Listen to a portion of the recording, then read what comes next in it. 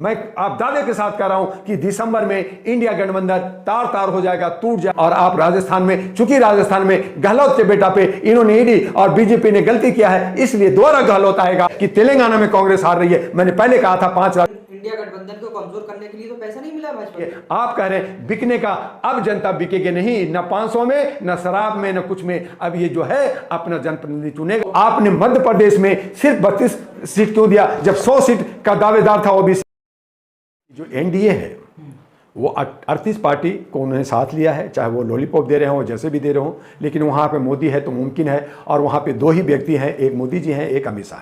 तो 38 + 2 40। तब मैंने कई बार कहा कि ये 40 चोरों का, यानी अली बाबा 40 चोर की टीम है जो देश को लूट रही है, बेच रही है। दूसरी तरफ 38, अभी पहले 26 थी, अब 28 हो गई है। तो 28 पार्टियों का ये जो इंडिया गठबंधन बनाया गया, ये सभी क्षेत्रीय पार्टी हैं, जिसमें एक आम आदमी पार्टी और एक कांग्रेस राष्ट्रीय पार्टी है, बाकी सब क्षेत्रीय हैं। लेकिन सभी अपने अपने क्षेत्र के दबंग हैं, अपने अपने आइडियोलॉजी के लेके चलते हैं, जात पात धर्म का राजनीति किया है। इन लोगों ने बहुत सारे भ्रष्टाचार किया है। तो इस वजह से मैं आपके चैनल के माध्यम से कहना चाहूँगा कि इंडिया के अंदर जो गठबंधन है, यहाँ पे मुंडे मुंडे मती भिन्ना है। ये सब के सब एक लोमड़ी हैं जो नोच करके खाना चाहते हैं, शेर का बचा हुआ खाना चाहते हैं। दोनों एक ही लोग हैं। और जितने भी कॉर्पोरेट कंपनियां टाइप की जो जितनी भी पार्टियां हैं, इनके अलावे भी बहुत सारी पार्टियां हैं, वो सब देश को लूटा है, समाज को लूटा है, पब्लिक को लूटा है। तो इसलिए ना इंडिया चाहिए, ना इंडिया चाहिए, और ना ही मुझे बड़े कॉर्पोरेट कंपनियां चाहिए जो वंशवाद को लेकर के, जो जाति को लेकर के, जो नफरत को लेकर के,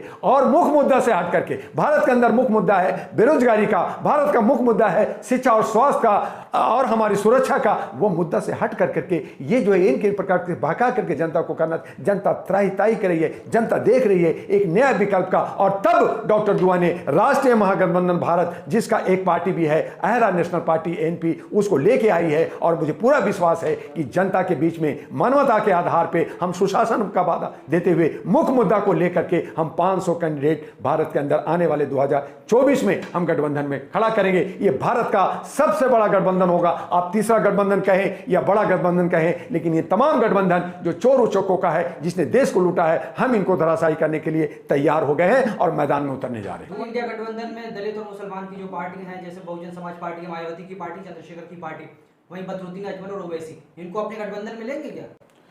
एक बात सुनिए, बदरुद्दीन साहब आसाम के बहुत ही नेक आदमी हैं, जमीन से जुड़े हुए हैं।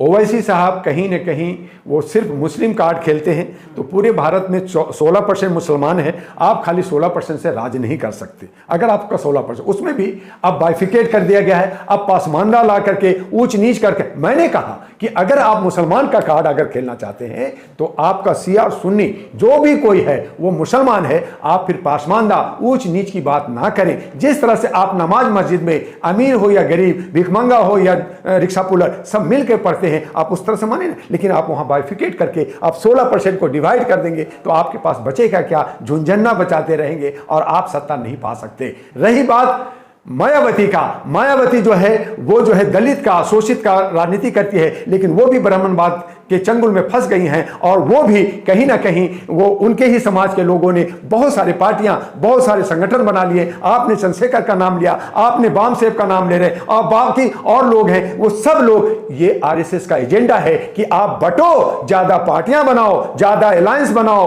आप वोट काटो, 500, 1000, 2000 लो, सत्ता में रहो, और जो है कुछ जीत जाओ, 2-4 जीत भी जाओ, पार्टी भी जिंदा रखो, लेकिन सत्ता कमोबेश मैं ही करूंगा। और यही वजह है कि 2024 में जहां भी पूछेंगे तो कहेगा कि मोदी ही फिर से प्रधानमंत्री बनेगा, फिर से बीजेपी ही आएगा। क्यों आएगा भाई? जब 15% है और आप 85% है तो 85% की सत्ता क्यों नहीं आएगा? आपका दलित का शासन क्यों नहीं आएगा? आपका स्टैलिन जो नाई है, हजाम है, वो जो है इंडिया गठबंधन में क्यों गया? इंडिया गठबंधन के अंदर ब्राह्मणवाद भी है। आप अगर आप कहते हैं कि मैं दलितों का हूं, आप मैं ओबीसी का हूं, तो आपने मध्य प्रदेश में सिर्फ 32 सीट क्यों दिया जब 100 सीट का दावेदार था ओबीसी? तो आपने ओबीसी 100 सीट क्यों नहीं दिया? अब महिलाओं को क्यों नहीं दिया? तो आप भेदभाव कांग्रेस भी कर रही है, और यही वजह है कि तेलंगाना में कांग्रेस हार रही है। मैंने पहले कहा था 5 राज्यों में कांग्रेस जीतेगी, लेकिन मैं आपके इस चैनल से कह रहा हूं कि तेलंगाना में कांग्रेस हार रही है, मध्य प्रदेश में हाशिए पे आ गई है। हारने और जीतने ऊँट किधर करवट बदलेगी ये कह नहीं सकते। और आप राजस्थान में, चूंकि राजस्थान में गहलोत के बेटा पे इन्होंने ईडी और बीजेपी ने गलती किया है, इसलिए दोबारा गहलोत आएगा। और छत्तीसगढ़ में भी कि आदिवासियों का क्या मामला होता है, तो वहां भी हाशिए पे आप है। तो आप जो 5 राज्य जीतने जा रहे थे, आप खोने जा रहे हो, तो आप कहीं ना कहीं इंडिया की हार है। इंडिया के अंदर जितने लोग हैं, चाहे आपने अखिलेश की नाम लिया और बाकी का, इनमें मुन्ने मुन्ने मती भी ना, आप एका बन करके राज्यों का चुनाव क्यों नहीं लड़ा? और क्या ये हम उम्मीद करें कि आप जो है 2024 में एका बन के लड़ पाओगे? मुझे लगता है कि आने वाले दिसंबर महीने में ही 3 दिसंबर को जब 5 राज्यों का चुनाव का जो है रिजल्ट आएगा, तो ये लड़ना शुरू करेंगे और ये इंडिया गठबंधन टूट जाएगा, टूटेगी। ये मैं आपको बागेश्वर बाबा की तरह, मैं बागेश्वर बाबा नहीं हूं, लेकिन ये मैं भविष्यवाणी कर रहा हूं कि ये, चूंकि इनका सभी की आइडियोलॉजी अलग अलग है, सोच अलग अलग है। कोई जो है ओबीसी के साथ कहते हैं कि मैं साथ दूंगा, कोई कहते हैं जी मैं फॉरवर्ड को दूंगा, कोई मैं ये दूंगा। सब अलग अलग सोच रखते हैं। केजरीवाल की अलग सोच है, बाकी लोग की अलग सोच है, मायावती की अलग सोच है, ममता की अलग सोच है। तो ये एक नहीं रह सकते। मैं आप दावे के साथ कह रहा हूं कि दिसंबर में इंडिया गठबंधन तार तार हो जाएगा, टूट जाएगा। और तब जो तीसरी की बात कर रहे हैं, मैं तो पहली की, मैं राहुल गांधी तो खुद ओबीसी की बात कर रहे हैं, तो जाति जनगणना कहेंगे ना। जब ये राहुल गांधी की बात आपने उठा रहे हैं, जब मैं नीतीश कुमार को सैल्यूट करता हूं आपके चैनल से कि नीतीश कुमार ने एक बहुत बड़ा स्टेप उठाया कि वहां पे जातीय जनगणना किया, और ये साबित हो गया कि वहां पे जो है अति पिछड़ा 63% है, बाकी पिछड़ा सब मिलाकर के 85% है, और उनको हिस्सा मिलना चाहिए। मुसलमान 17 और यादव 14% है, उनको हिस्सा मिलना चाहिए। ये साबित कर दिया। और यही बात अगर कह रहे हैं राहुल, तो राहुल को जितने राज्यों में वो शासन कर रहे हैं, जितने भी गठबंधन है, उनको अपने पार्टी में और जो राज्य में, वहां पे वो जो है जनगणना शुरू करवा देते। लेकिन कहा क्या उन्होंने?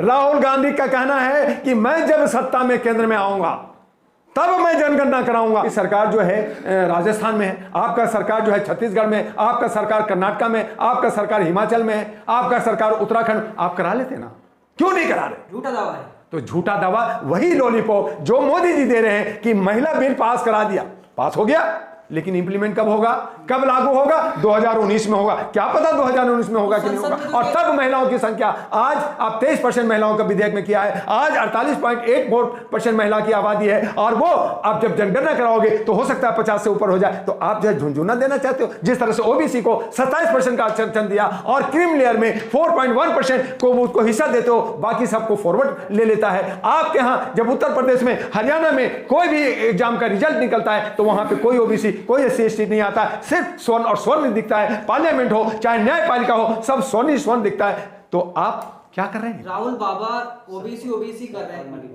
ठीक है, मगर अभी मध्य प्रदेश में ओबीसी को भी टिकट नहीं दिया गया और न मुसलमानों को टिकट। यही दुर्भाग्य है। तो फिर मैं कैसे यकीन करूं कि ये भी जो है वंशवाद को लेकर के, ये भी जो है ब्राह्मणवाद को लेकर, ये भी जो है आरएसएस का एजेंट बन करके राहुल गांधी काम कर रहा है। तो राहुल गांधी को भी हम कैसे जो है शूद्र माने? पहले तो पप्पू थे, अब थोड़ा सा काम कर रहे हैं। हमने सोचा था कि ये मिल करके बीजेपी को हराएंगे, लेकिन ये सब एक ही ताली के चट्टे बट्टे हैं, एक ही सिक्के के 2 पहलू हैं। तो हमें कहना है कि जनता बेवकूफ बन रही है, कभी इधर कभी उधर, जैसे राजस्थान में कभी बीजेपी कभी कांग्रेस, तो भारत का भी स्थिति कुछ ऐसा ही हो गई है। तो ऐसी हालत में जनता को अब सचेत होना होगा, और तमाम पार्टियां, चाहे वो एनडीए हो चाहे इंडिया हो, ये जो बड़े बड़े पार्टियां हैं, इन सबको हराओ और अपने लोकल जनता, अपने बीच में से, अपने जनता में से राजा बनाओ और उससे शासन करो। और नहीं तो ये सिस्टम खत्म करो, लोकतंत्रीकरण, और जनता अपना राजा होगा, काम करेगा। तो उस तरह से हमारा एक व्यवस्था होना चाहिए ना। और ये जो 24 का सिनेरियो है, ये तमाम लोग, चाहे वो एनडीए हो चाहे मोदी हो चाहे राहुल हो, ये सब जनता को बेवकूफ बना रहे हैं। और तब हमने कहा